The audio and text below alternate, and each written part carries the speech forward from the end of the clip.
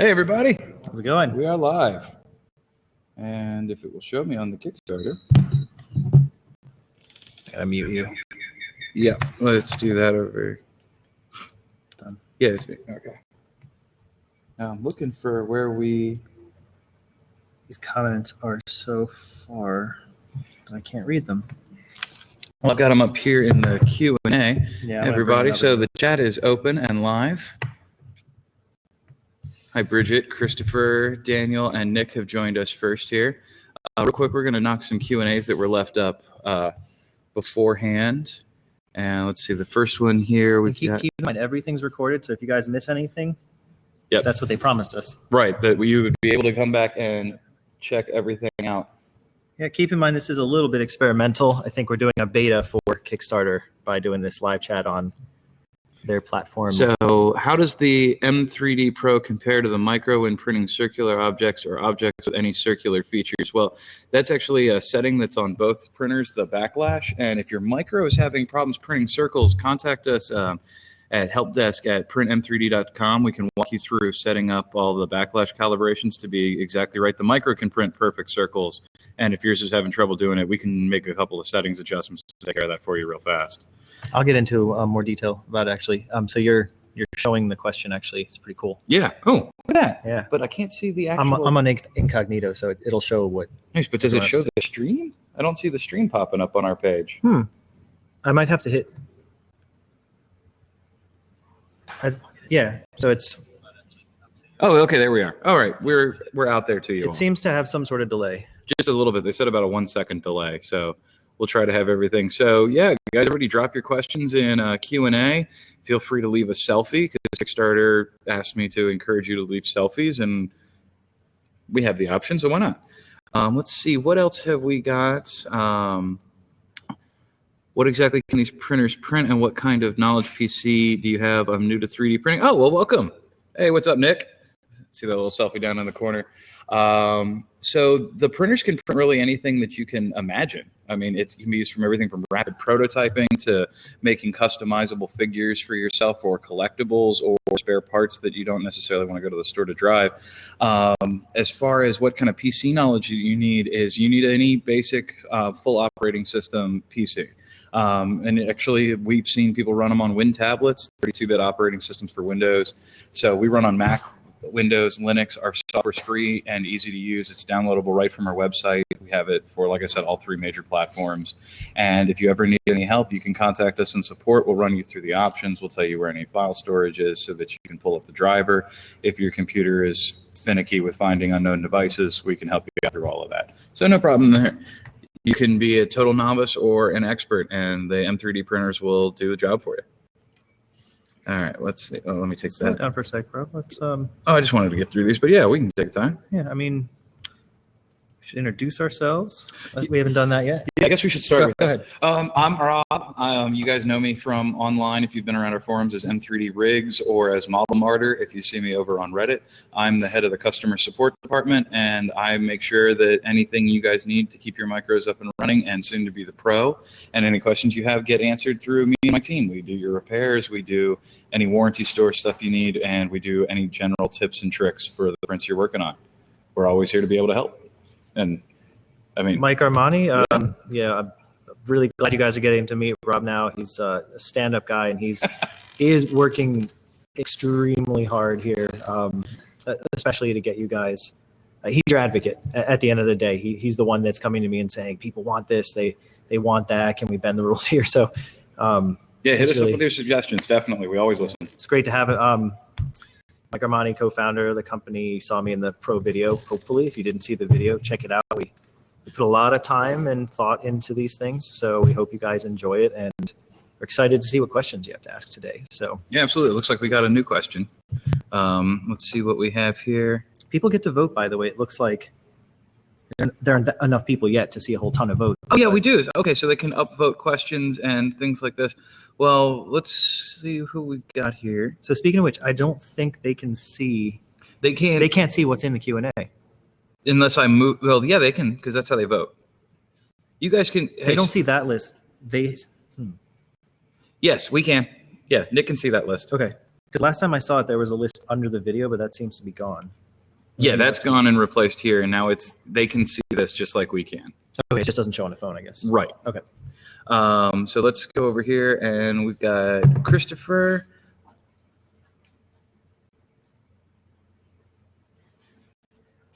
Can you read what he's saying there? Is that big enough for you to read?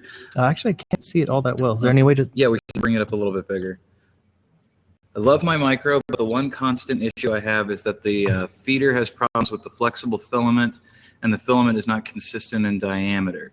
Is there some kind of tensioner or other solution for the Pro? That's a pretty deep question, because first thing is, what's flexible filament and whose is it? Yeah, that is a question. Christopher, if you're in chat, can you let us know which flexible filament you're using?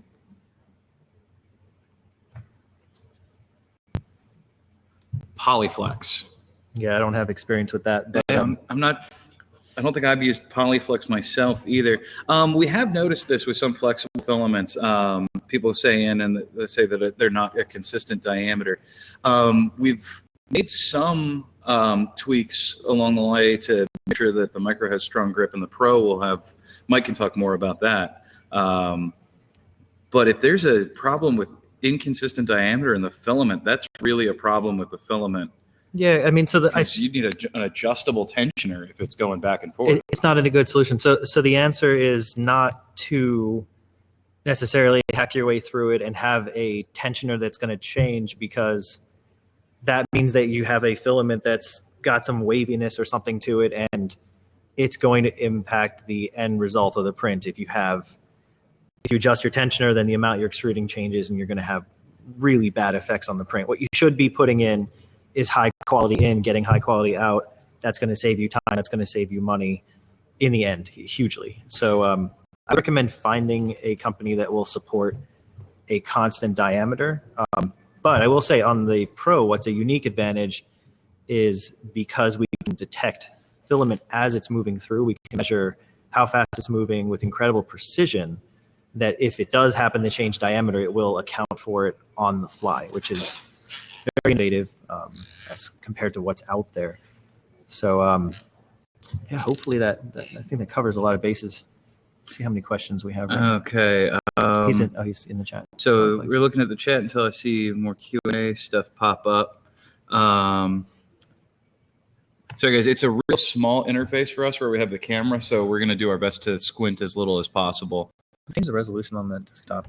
Might be worth it. It's so tiny. Let's do that. So, that's even. That helps. Oh, look, it only does it to the chat. That's wonderful.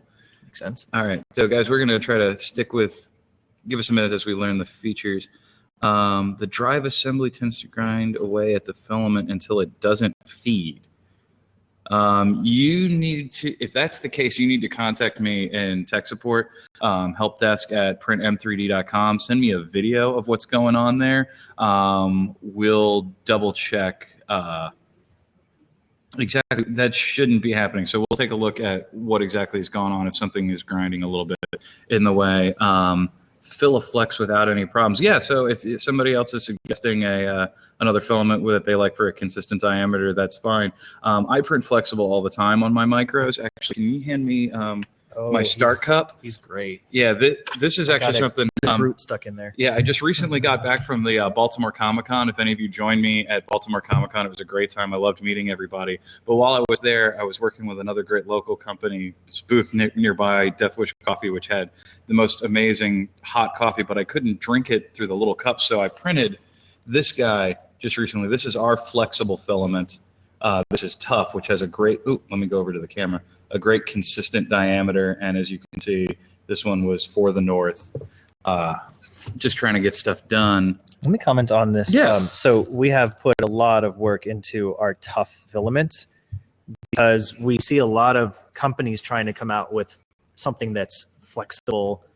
And I say that because to be flexible means you pull it and it springs back almost or exactly to where it started. And then there's flexible like filaments like the tough, which is more like a leather belt. It's not something that flexes and goes back to its original position when you're deforming the material over a length like a rubber band. This is just deforming because it's a flexible shape. You can do that with PLA too. But we've seen a lot of people vent to us saying, I have such and such printer with this type of flex filament and it doesn't work well. And everyone says, oh well, it's all the same material, but there's actually probably 100 different varieties and lots of different ways of mixing this stuff.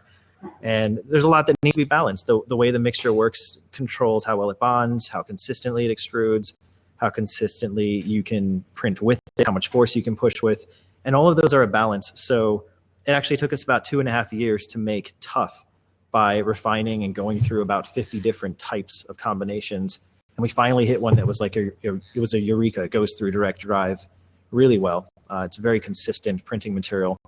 And hopefully that's another offering that people start to pick up. It is growing organically on its own. We don't advertise it. People come and ask for it by name, which is pretty cool.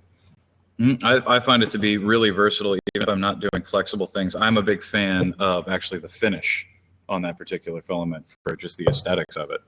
So Christie's happy with just buy this guy's filaments. That's awesome. Let's see.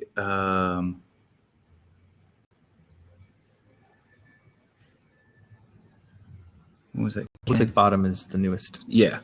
Will you release larger spools other than the Pro size one listed here on the Kickstarter, like 500 to 1 kg? Yeah. So good question. So what we have, let me grab that real quick. Yeah, he'll be right back. Let me actually answer. I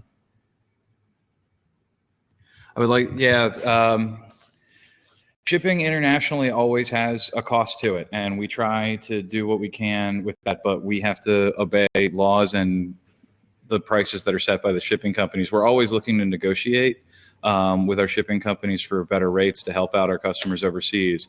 But we understand your frustration with international shipping costs. We have to deal with them here when we order stuff from overseas, and it's just part of the global economy that we all have to pay the shipping companies to take that long journey. It is not cheap to cross oceans.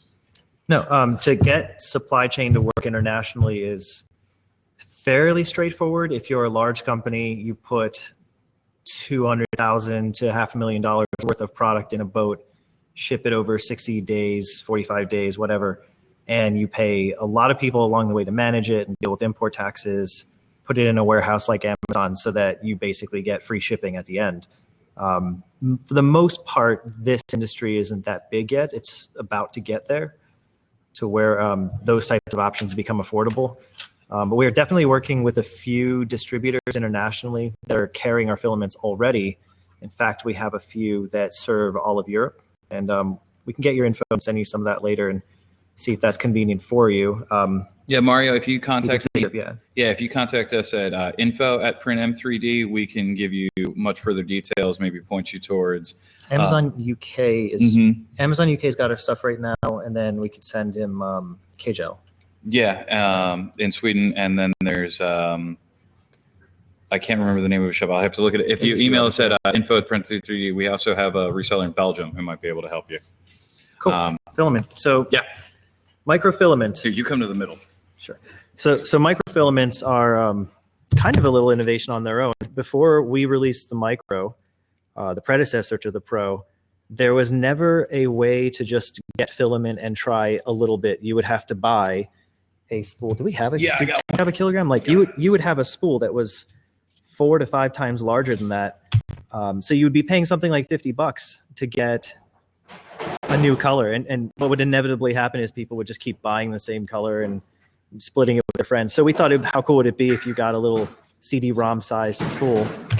Obviously, the Pro outgrows that quite a bit because it prints so much faster. We actually can go through one of these in a day and a half, it seems to be. Some of these are almost the size of a Micro. Yeah, so that was our filament from 3 years ago. And here's two from other suppliers that are just gigantic. Huge, yeah. If you're trying to make a printer that saves space. Yeah, we use this one. That one's in our test print factory. So we use larger spools because we don't waste plastic. But yeah, so what we did with the Pro is we created a double size spool. So these guys are 1/2 pound. This is 1 pound.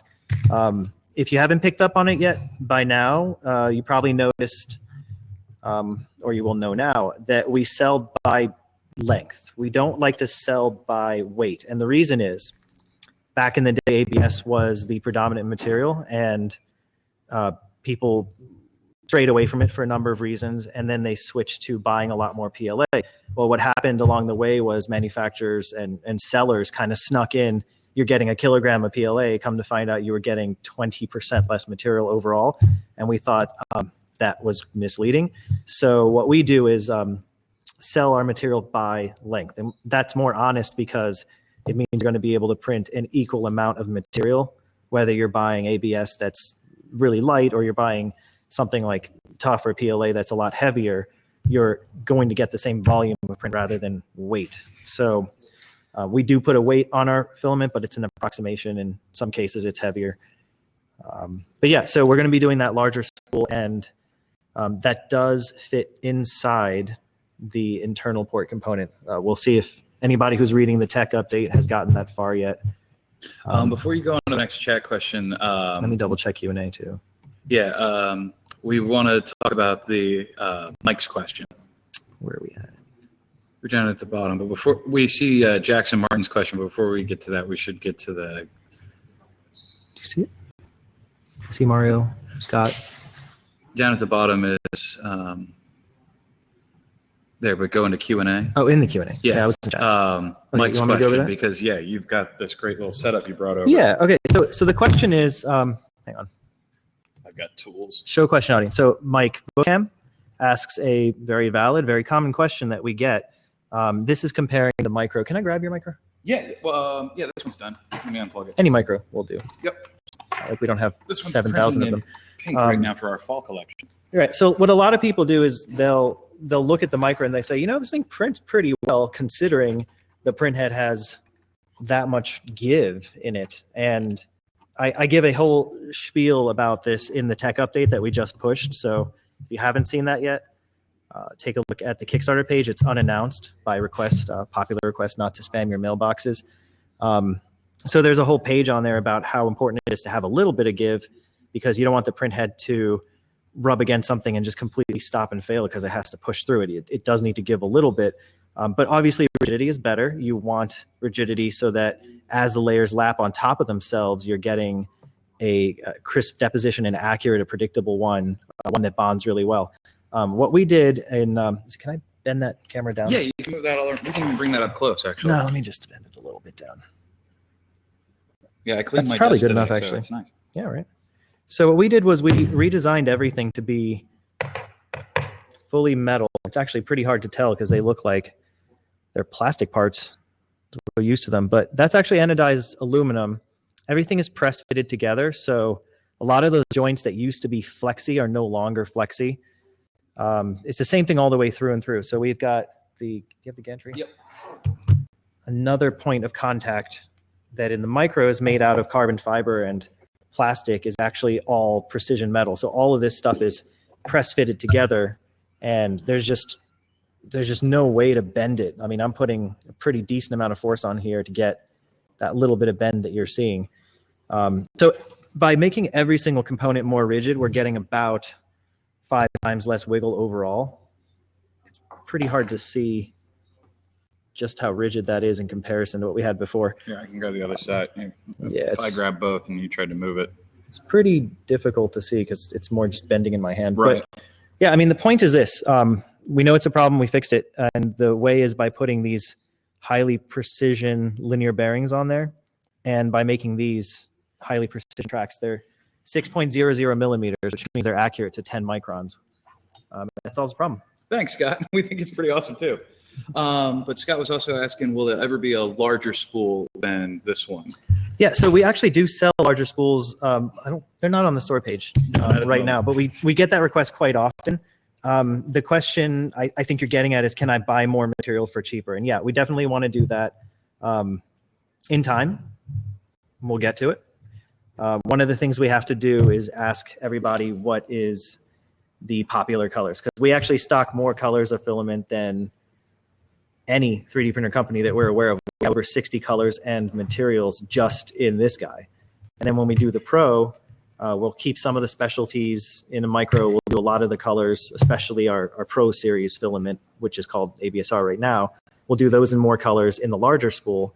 And then a smaller selection still will be probably the popular neutral colors that will sell in something like a kilogram. Kilograms a lot of weight to be moving around. So one of the things we want to do is, if we release kilogram spools, tie that to a release of a proper filament spool holder. So this needs to go on a system that either has a motor that helps turn it or has a very clean system with bearings so that it can rotate and not drag the printer around. Yeah. And that's a problem on all printers that we've seen. Okay. Yeah. I think did we miss anybody?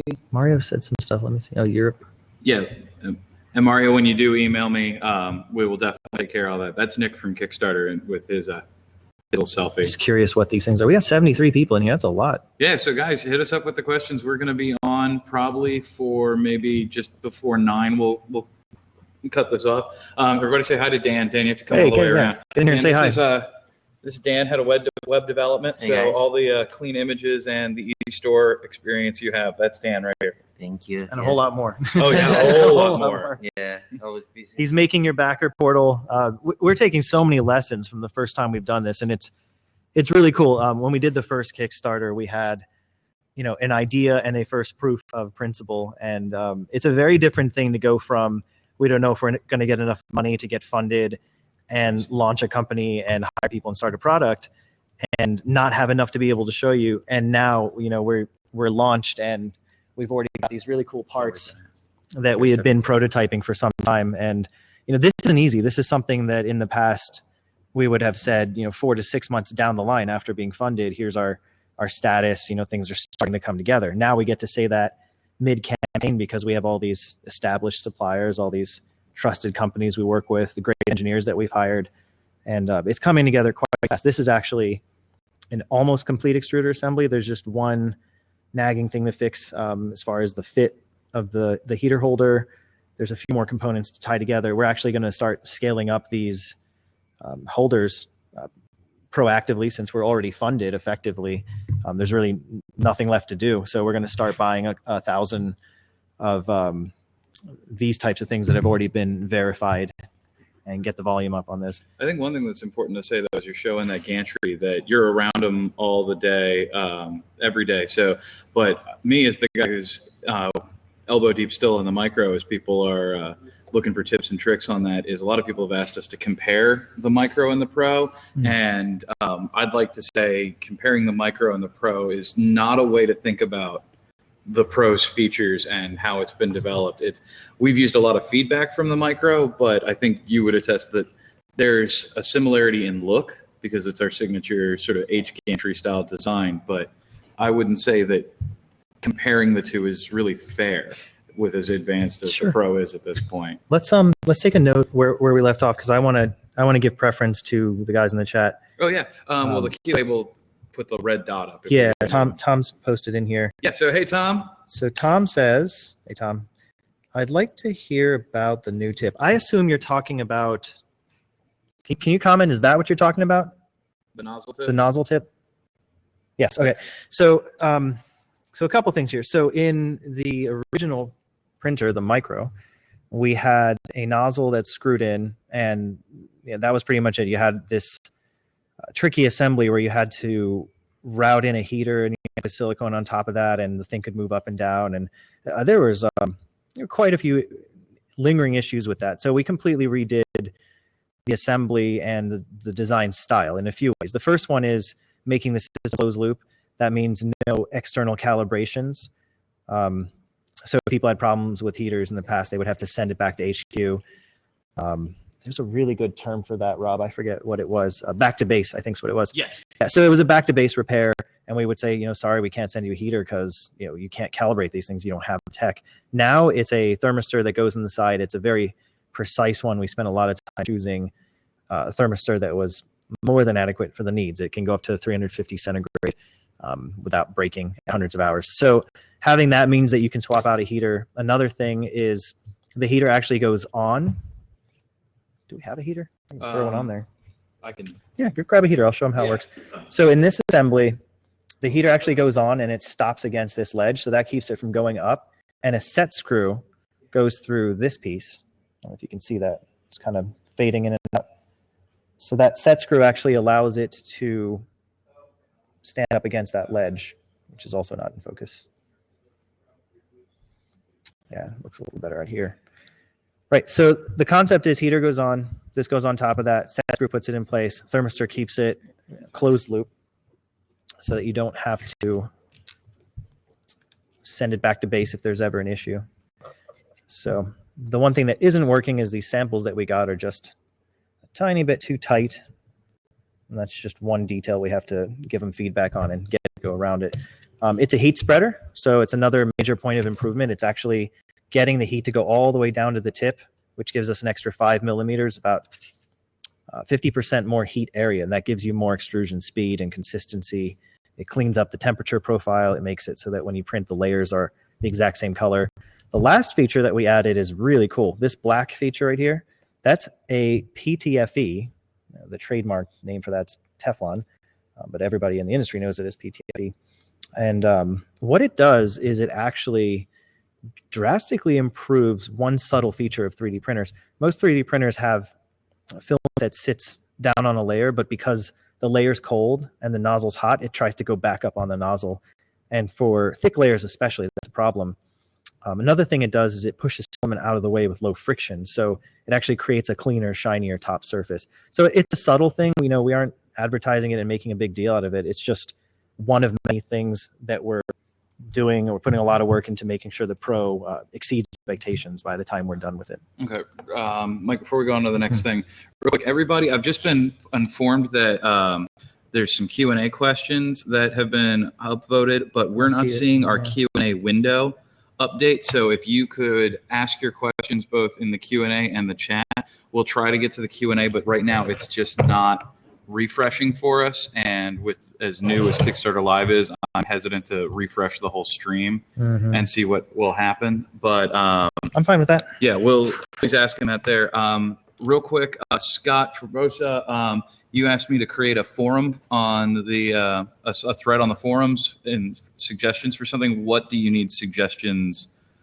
Which one are we referring to? Help me out with which we were talking to in the chat. And Mike, the next question that came through is, have we ever considered using a Bowden extruder? Sure.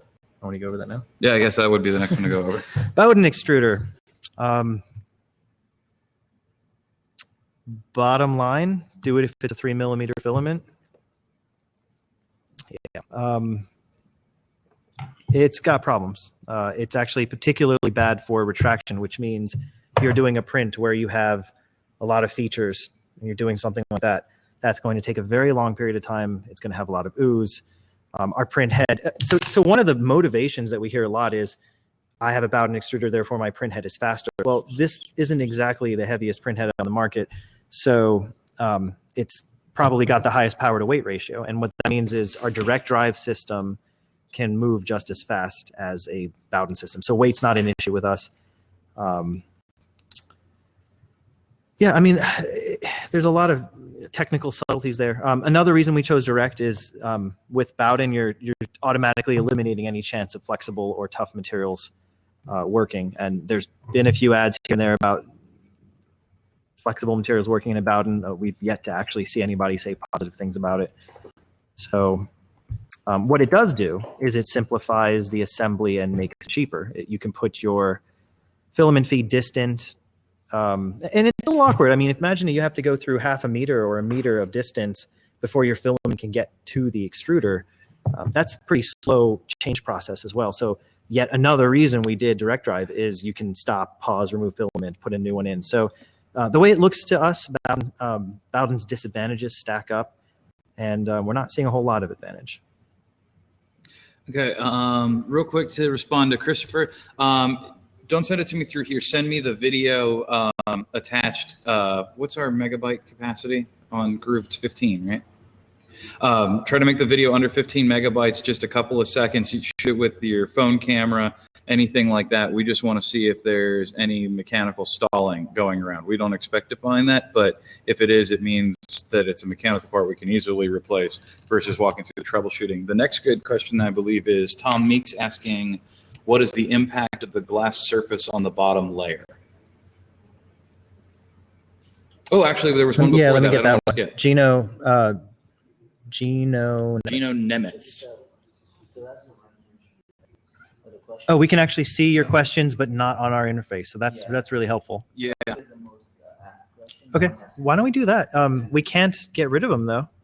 So actually, there's a top question that we'll answer first. Rune says, "Why is your current software still a beta?" It isn't. On On the website, it shouldn't be beta now. it's still labeled as a beta because not all the features are. It's on the splash screen. Yeah. Yeah. So I mean, beta means something different to everyone, and we've certainly had our fill of grief on this issue. What beta means to us is we're not 100% done every single feature that we want to put into it. But what it seems to mean to a lot of people is that we're putting out buggy software, and that's just simply not the case. It's 99.9% there. Every time we release a new software, we fix 5 things, and maybe one new thing comes up. So Yeah, if I can, I get a lot of this. I'm a former video game tester before I came down to M3D and doing other software testers. What beta means in this instance with us is that it is not the final version. We do not consider it done. Not all features are included. We're still pushing through to make it better. It is not a beta as in it's not in beta test. It is the beta version versus the full version that we would offer everywhere and consider to be finalized, and that's what it's going to be, and we'll support it as the final version. It's a beta edition as in we're still taking comments and feedback. We're taking a lot of time to verify features and things like that. We have new features that'll be released before the end of the year, which I think y'all are really excited about. I don't have a schedule for that, so don't ask me for details, but they're really exciting features, and trust me on that. But this is not the same beta as you hear with early release products or early access products. It's not the same methodology. We're using beta in the strictest software sense of we're not done with it yet. I think it just means we're perfectionists, and yes. I don't think people perceived it that way. So when we realized that, we were like, okay, probably shouldn't be calling Windows beta at this point. Mac fair, and that definitely takes us to our next question, which is about software not working on the Mac at all, perfectly, not installing. I mean, a little more info would be good from Rune. The driver on Windows 7, I'll let you talk about. As far as Mac goes, so Mac works on, what percent would you say? I would say probably 90, almost 90 to 90 90, a little bit higher percent. Yeah, there's a lot of versions out there, and there's a lot of, with Mac, there's a lot of proprietariness that we have to work around when it comes to making sure the driver works on every single system. And part of that is the micro itself. So what we did when we designed the Pro is we said, okay, we've got to make sure that this Mac issue never happens again. One of those is a redesign in the USB. That's going to be pretty technical to get into, but it's a way that the computer reads its device and knows how to handle the information and pass it to the host system. That was a big one. Another big one is, sorry, I'm distracted by the questions.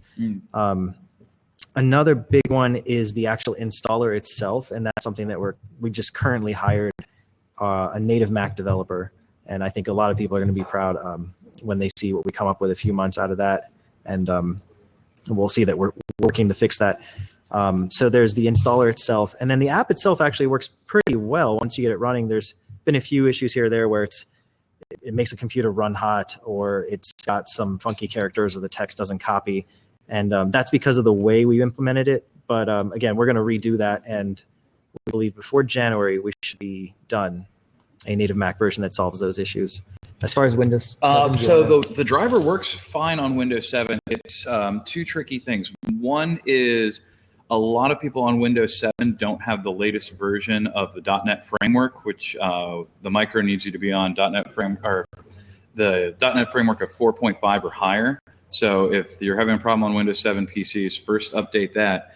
And 2, the issue that we see a lot of people running into is if you plug the printer in via USB to the PC before plugging the power into the micro, the Windows will default install an unknown device driver to that small USB connection that it sees plugged in. If you need to get around that, contact us at help desk at Print M3D, and we can get you the file path to run the driver manually every time.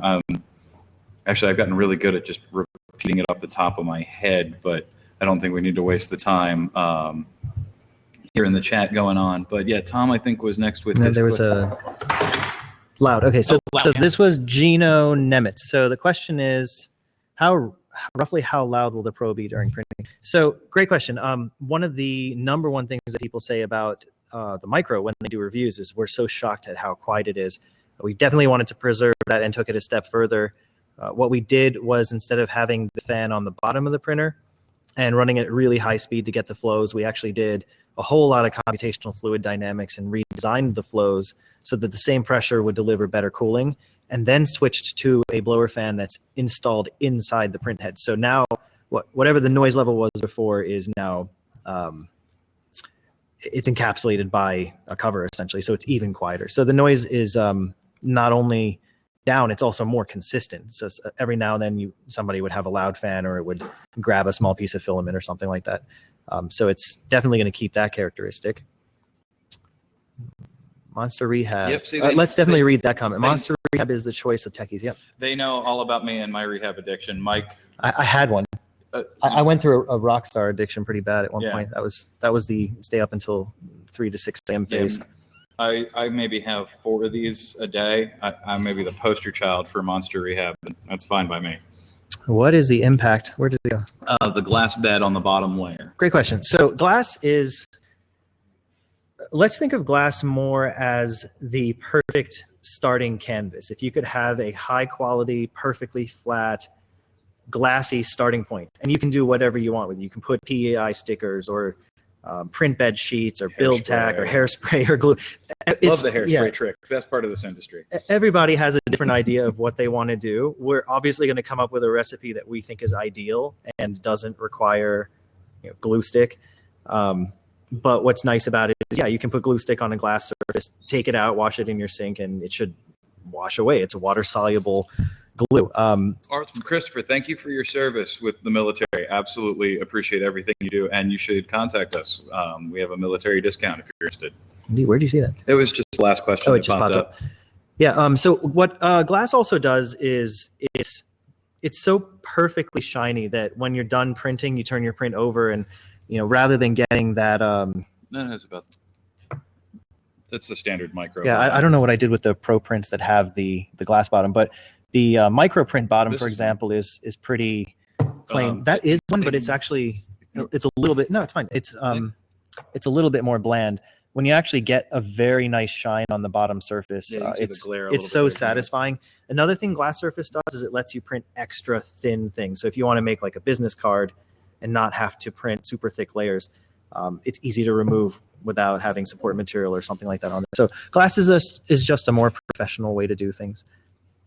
So it's a good question. This is Christopher asking for info. Yeah, Chris, we're going to take care of that motor grinding issue as soon as you email me that picture and support. We'll get on it.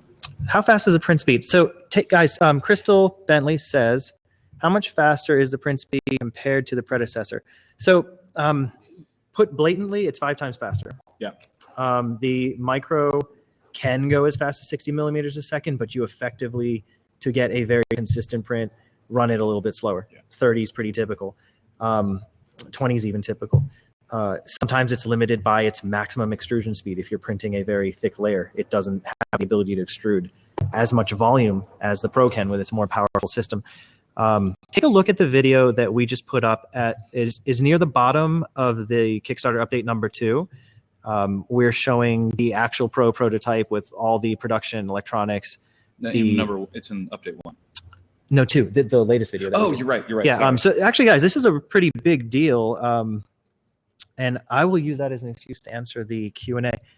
There's one Q&A question Shoham asks, basically saying, what can I do will the Pro fix the fact that shifts can happen on the Y-axis after a few layers kind of randomly, and that ruins the print job and wastes filament is an absolute shame, because printers, for especially consumer products, should be more reliable.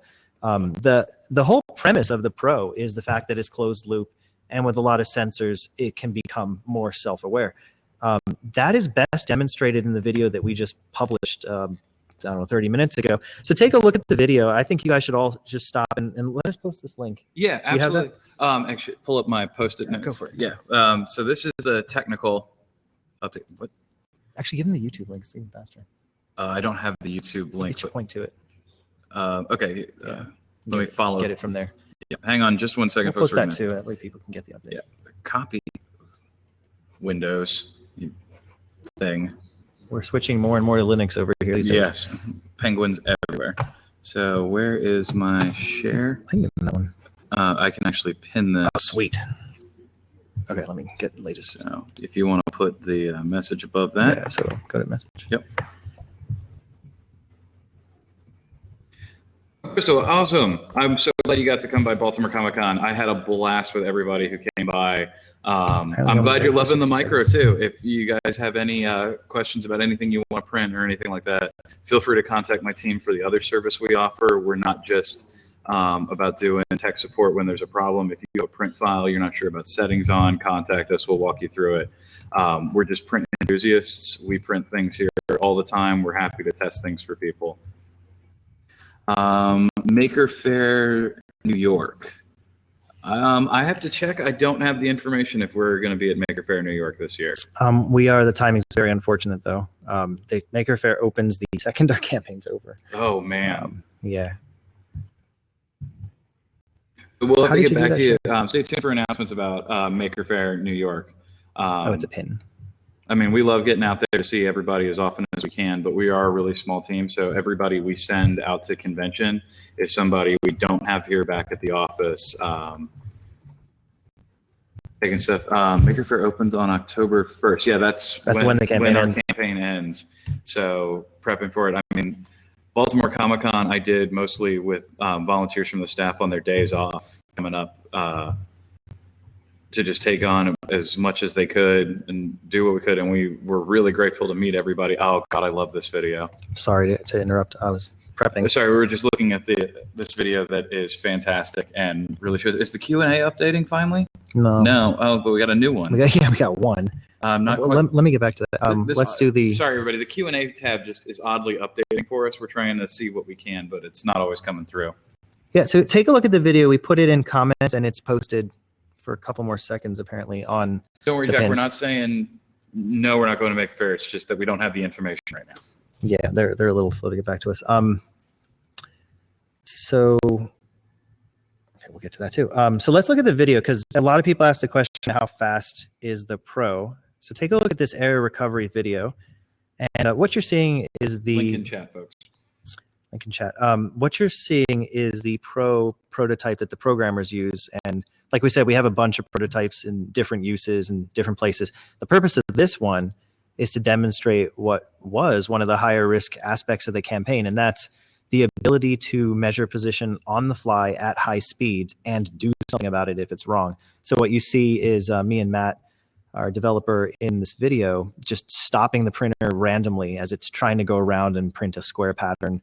And you can see us messing with it and trying to push it all over the place. And it's a proof of concept. It's not printing anything. It's just showing that, you know, even if you put it way out of bounds, it recognizes that it's wrong. It stops, it thinks and says, oh, I should move slower over that area to make sure I get through it, and then continue, you know, back where I was.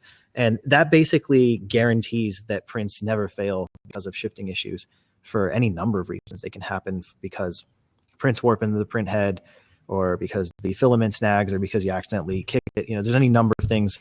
And if you've got an epic print going that's 10 hours, that's a very disappointing fail. Yeah, absolutely. Yeah. And I think this will become a standard in the industry once we present it. And it should, word of mouth should definitely spread about that. We still have a lot more to show. The next video that we will do, hopefully within the next week here, is we'll print one square, and we'll show what happens if you stop it, and you'll see spaghetti and all kinds of fails. And then on this one, you'll see us stop it a few times, and you'll see recover, and you'll see your print finish. So it's a pretty cool before and after. Yeah, Scott, we're glad you love the tech update. That's exactly why we put it out there, so people that were interested in the nuances could read about it. Scott really loves the tech update. Yes, he does. Yeah, guys, I appreciate that. Yeah, it's a lot of writing. It's a lot of time on my part, and picking apart a lot of people's brains and sourcing and engineering. It was a little bit of a risk. We wanted to see what you guys would think. It could be taken the wrong way for people who don't understand the development, but this is what we want Kickstarter to be, and what we think it should be is, even if it's not a collaboration, even if it's a observation or it's for your entertainment, to get into the weeds and realize how many challenges there really are on a daily basis, and watch some of the fails and be a participant in seeing how much nitty gritty there is in the evolution of a product. And the tech update that I wrote is barely a week or two's worth of work. I mean, we do a lot of stuff, and we're competing on a global level with huge companies with our small team here. To be able to produce a product like the Pro is a pleasure for us and a challenge. But we're doing it. So thanks for that, Scott, and really everybody else who's very positive towards us. We appreciate it, especially your understanding of what goes into a project like this. Yeah. So guys, we got about 15 minutes left. So throw your questions up. Throwing them in chat is better than throwing them in POA. We'll get to them a lot faster. So let's get through what we can. Who we got here? Craig McLaughlin. Yeah, I got it. So Craig's asking about filament snagging the print head. Wait, there was another one just before it. Feeder, no. There was one other one that was similar. So the question is about the Pro being powerful enough to pull through filament snags is what it sounds like. So yeah, for two reasons. 3 reasons this is better on the Pro. One is the filament has, extruder rather, has more power to pull filament through, and we're actually looking to get even more power. Right now we're at about 7 pounds. On most extrusion systems, in the 7 to 10 pound range, you're going to start shredding filament, and it doesn't matter how good your system is. You're really damaging filament. So 7 pounds is a pretty good point, but we're aiming for 10 long term. That's quite a bit higher than the micro. We have the sensors on the extruder system, and so if there's any sort of jam or even a slowdown, it has the ability to compensate on the fly. And same thing if the filaments cause snagging and cause some sort of jamming, that video that we just sent out. I would like to give a round of applause real quick for Christopher Delaney, who just became a backer. We're glad to have you join us, man. Thanks, a 4th printer. You are definitely an enthusiast. So welcome to the team, man. We appreciate it, and we can't wait to get your feedback when you get this Pro, because we're looking to hear exactly what you guys think of it. As soon as you have a model in hand, please tell us anything that you observe on it. We want to hear it. Yeah, we're really pretty surprised when we see the distribution of what kinds of backers we had when we filled out got you guys to fill out the questionnaire. It looks like about half of you are first-time 3D printing enthusiasts who bought a micro, and that's it. And then there's another half that have 3, 4, or 5 printers and are just enthralled with the technology and keep investing in it because any number of reasons. But a lot of the responses said their hopes were that this becomes an everyday product, and they feel the magic of what's coming, and they realize that it's going to take years or decades even, but they wanted to be part of it in the early days, which is today. And yeah, Craig, you're right. That's the exact point of the design, to get the extra strength, so 1 kilogram spools wouldn't be a problem. Yeah, I wouldn't go over 1 kilogram though. Yeah, definitely not. Is there even anything over a kilogram? I've never seen one for sale. I've seen a 2 and a 5 before. I mean, and who knows how big a roll you can make with those new recyclers that they have out there. Hey, if you're printing 5 kilograms, power to you. I suggest a gravity feed at that Yeah. point. Get a pellet hopper. Somebody asked who our filament supplier is and why we're expensive. So there's 2 answers to that. In the premium filament game, we're average or even a little bit below average. If you're comparing us to the lowest cost material, yeah, it's more expensive. And there's a couple reasons for that. Quality control is very challenging. Material sourcing is very important. Proper maintenance of those materials, making sure that they are RoHS compatible, lead free, safe, not mixed with PVC, because that was the last thing that was extruded. Our filaments are made in the USA in, I don't want to give away too much. They're made in the Northwest. They're our supplier, and you can't have them.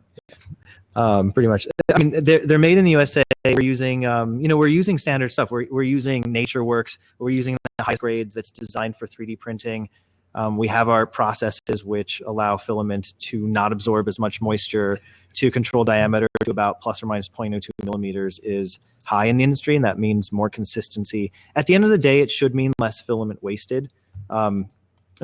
Because everybody has a alternate that they want to try. That's why we left it open to third-party filaments.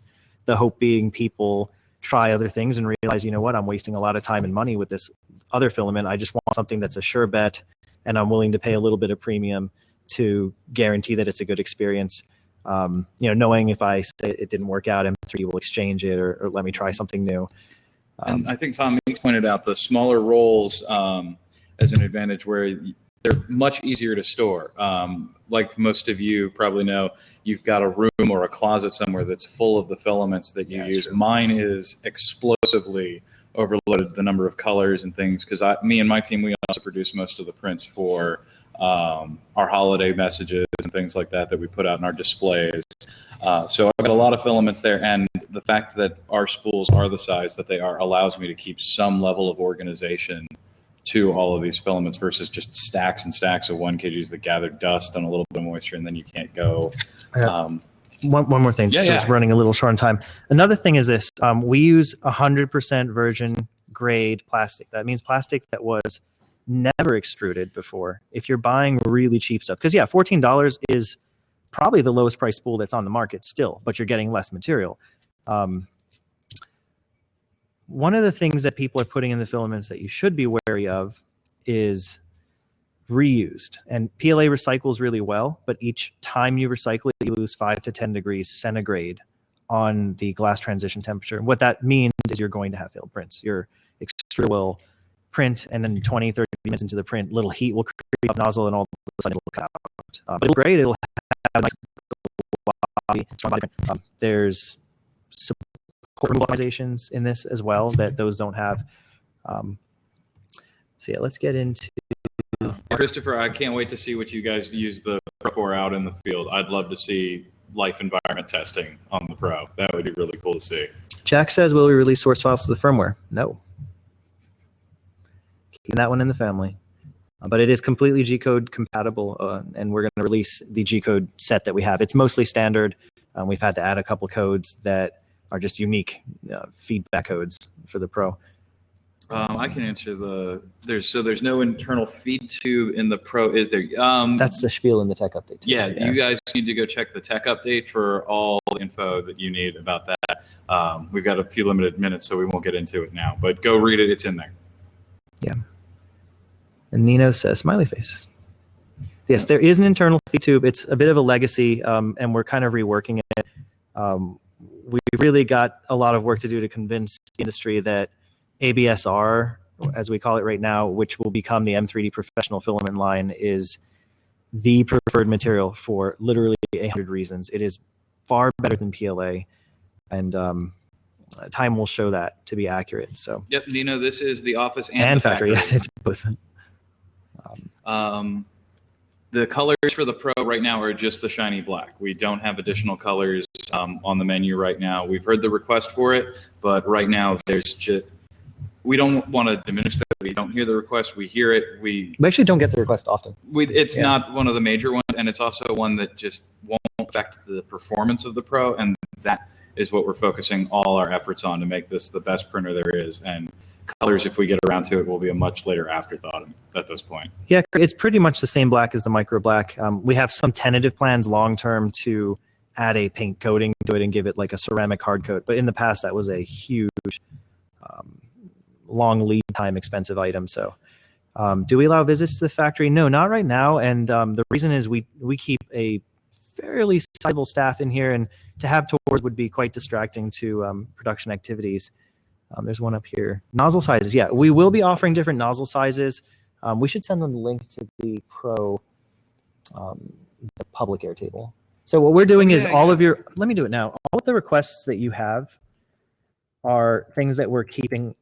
So if you say, if we say noted, we actually did note it, and we're sharing it with you so that you know it's a real thing. How do I get to your, should I just go through Airtable? Yeah, you have to. 1 second.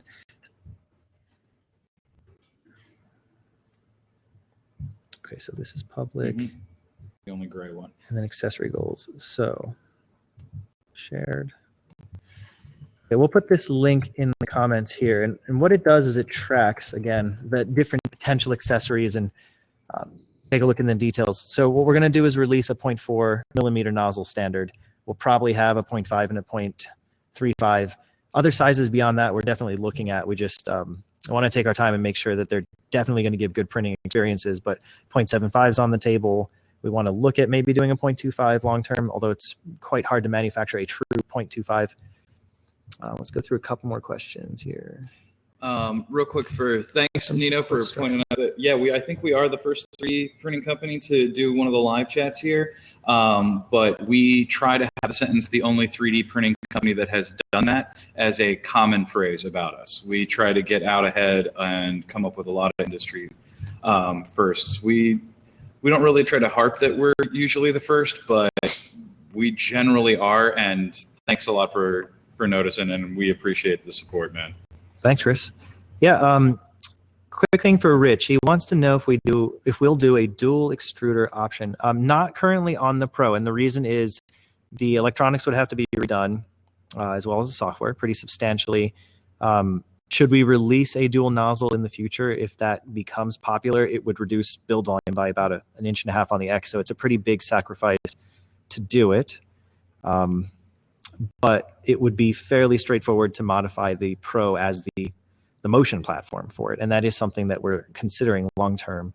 If we do, it would be one of the most affordable dual nozzles out there. Real quick, we missed one up top. Someone was asking about a support structure. Yeah, okay, so Tim is asking about if we're going to add custom support structure definition to the Pro software. Not 100% sure what that means, but I think he means the fractal algorithms. Yeah, to edit how the support prints. I think he might be worried about when it goes up the side and leaves a seam. Let me answer this way. Since we're using Cure as our base right now, that's not part of it. But the plan is to make the Pro software. Actually, I was just talking about this with software an hour ago.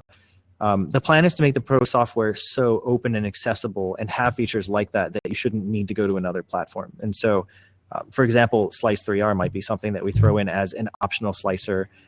Those types of softwares will have that type of generation built in, although it's probably not the kind where you get to move around support structures. That's a pretty advanced feature.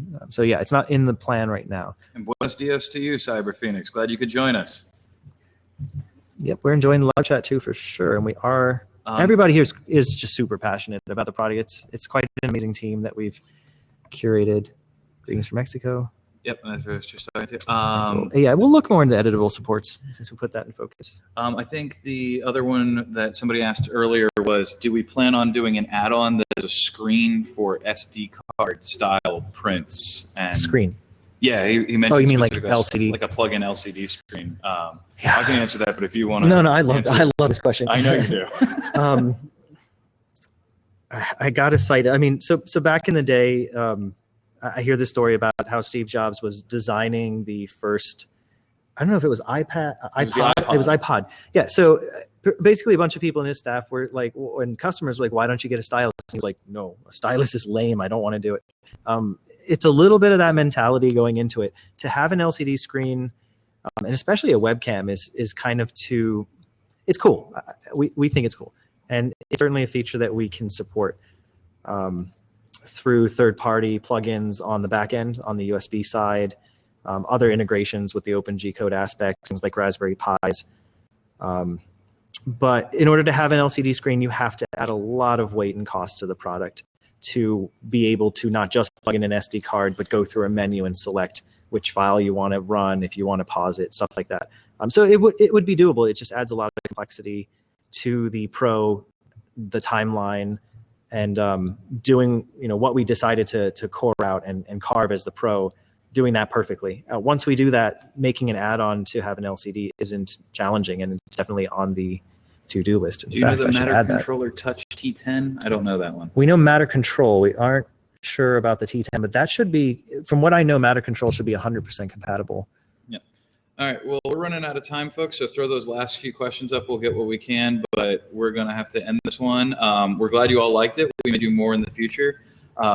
We were going to do this last week, but we had some technical difficulties with this beta platform.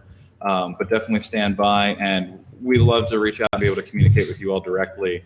And we really appreciate how other people will be able to come and reference this video. Mike, do you want to say anything? I have a question for the backers. Yeah. As a product offering, yes, it will be viewable from the beginning. We believe it's 100% recorded. One offering that we could give that's a fairly simple way to use the printer in standalone with an SD card. So the Pro has an SD card. It's on the inside. It's not directly accessible. but it's internal memory and of course upgradable and all that. What we could do is put an extension cord in there where we have the SD card basically come up to the print bed surface, and we could program it so that if you plug in an SD card, it could look for the only file that's in the root folder, for example.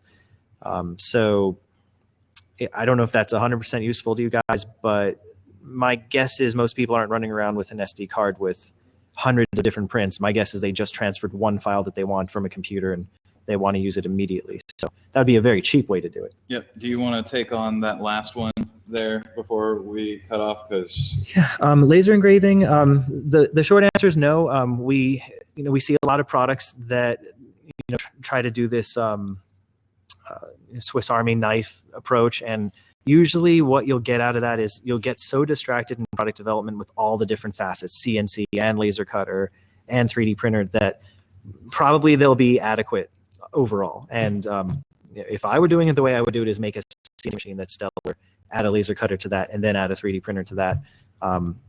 But as a base, a 3D printer might make an okay laser cutter, probably won't make a very good CNC cutter. That's just being honest. It's not rigid enough. CNC, it needs to be extremely rigid, even for cutting wood. It's a very delicate operation. Adding a laser engraving option long term, that is doable on the Pro without heavy changes. So it is something that we're looking into. Let me make sure it's on our list. Yeah, I have it under no, but it is a very long term consideration. And I should point out that just because we're not developing it, I encourage everybody to go to our forums, check out the various Facebook groups that are dedicated to it. We've seen quite a few people use our H-style gantry setup to create their own. We even saw the one gentleman who won our print contest with the Micro, used the Micro to create all the parts he needed to turn a CNC into a laser cutter. Cool. So one of the great things about this is you're getting a product that's going to help you invent your own upgrades to products. So always be thinking about that. But I think we do have to wrap it up at this point. But a lot of you have asked for prints, and we don't have anything really close up to show you how accurate the Pro is as we're prototyping. But so leave you with the group. We can show you just for print volume size. These were some of the first things that came up. Just the first 4-inch cube. I just wanted to print a block and right. So I guess I'll use a Yeti for scale. So there's a Yeti blue microphone that you all know how big and bullet shaped these are. Here's a little dancing Groot that goes right with them. Actually fairly tiny for the Pro, isn't it? He is actually tiny for the Pro. You can get a lot bigger than this. Caliber out here. Mm-hmm. Well, okay, let's look at this one. This is the gantry that goes up and down. So your travel starts right around there and goes almost all the way up to there. Yeah, so he fits under here, and look how much more it has to go. So there's your little comparison for the moment. And we'll have more examples and everything coming up. Just be patient with us. We're doing this precise and right, rather than trying to just appease requests as soon as they come in. Very good. So, guys, we had almost 100 of you. That was, I think we'll do it again. I think it was fun. Yeah. So, I mean, if we can swing it over there. So, just a quick last glimpses. I have to get above my modeling station. Our programs. The Pros are in workstations and tested nearly constantly. So that's what sort of slows us down getting requests. Engineering. Let's do one for engineering. Oh yeah, we can swing it. Hey Kevin, you're gonna be on camera. There's another Pro in there that they're doing. They've got like 5 extruders on there as a multi-test. All right, guys. All right, so this was fun. We'll do it again. Is March delivery realistic? Yes. Definitely. Very, very realistic. Without even hesitation, I can tell you that. Yep. Okay. You guys have a good one, and we'll see you on the next one. We'll make announcements, and we'll let people know how you can view this from the beginning. Night.